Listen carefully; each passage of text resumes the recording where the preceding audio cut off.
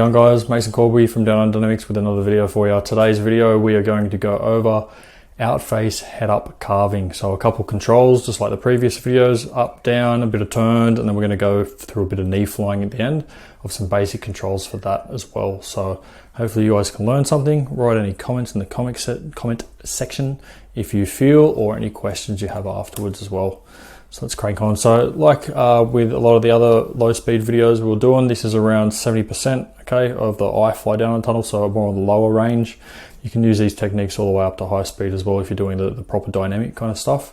But this is more of a hunched one as well, so it's a bit more of a knee fly thing. So this does work all the way through the different levels of high speed and low speed. So this one, I'm going to just talk about the lower speed stuff, but as I said, controls work for everything. So I'm starting off on the belly, and what I'm thinking about doing first when I want to go into this knee fly position, as you can see, I'm not facing directly towards the center of the tunnel. I'm actually going backwards with a slight turn around. So whenever carving to the side, we're always going either forwards or backwards with the turn.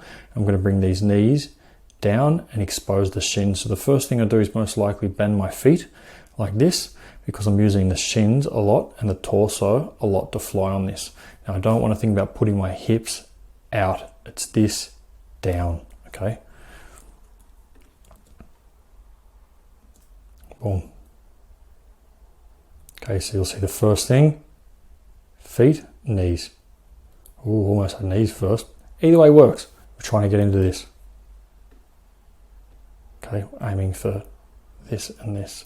You can see the arms aren't pushing on the wind. Got a nice clean airflow coming straight off my head. I'm not trying to put my head down. My chest is arched still. I'm not trying to cup the air with the body or anything like this. Cupping the air does work. It's just going to stall you out a little bit more, like I've shown you on the aerodynamics in some previous videos. Wee bit wobbly. Cool, so we can see here, neutral position. I have my arms pretty neutral, pretty horizontal. I've got a slight dip in this leading shoulder compared to the other one. I'm not really trying to push on the wind butt, so you can see I've created a surface area that's going to come like this. If I'm trying to push this arm down, I'm going to cause more turbulence. Okay, I want a clean airflow with that, as clean as I can. My legs are horizontal still, like the other one. Feet are kind of up. The feet are generally the last point in your body to relax in this position. It does take quite some time.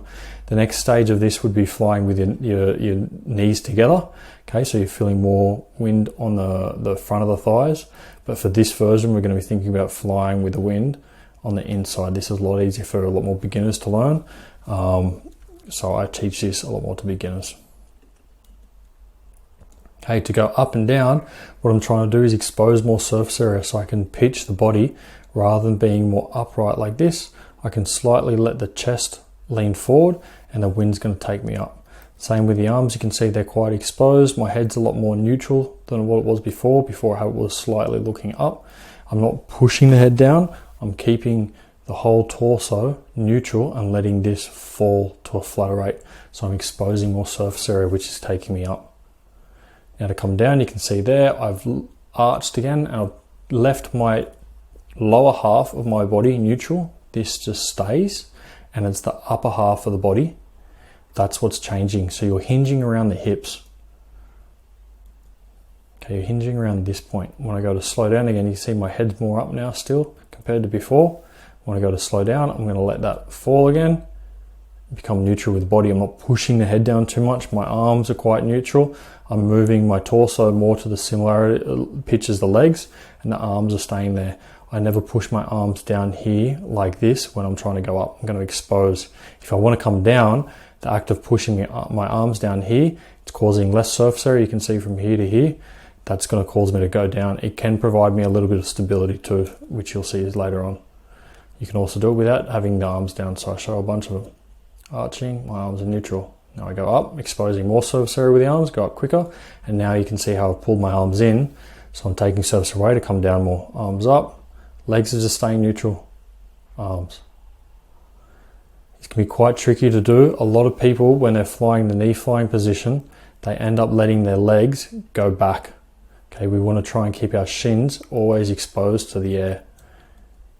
Okay, I'm now starting to straighten my legs more to cause more exposure with them, and I'm tucking it in to come down as well. So as I said, there's many ways you can do this, but the similarity for all of them, as much as we can, we're keeping these shins, as I've said, horizontal to the ground, and that's what's allowing you to stay in this position here.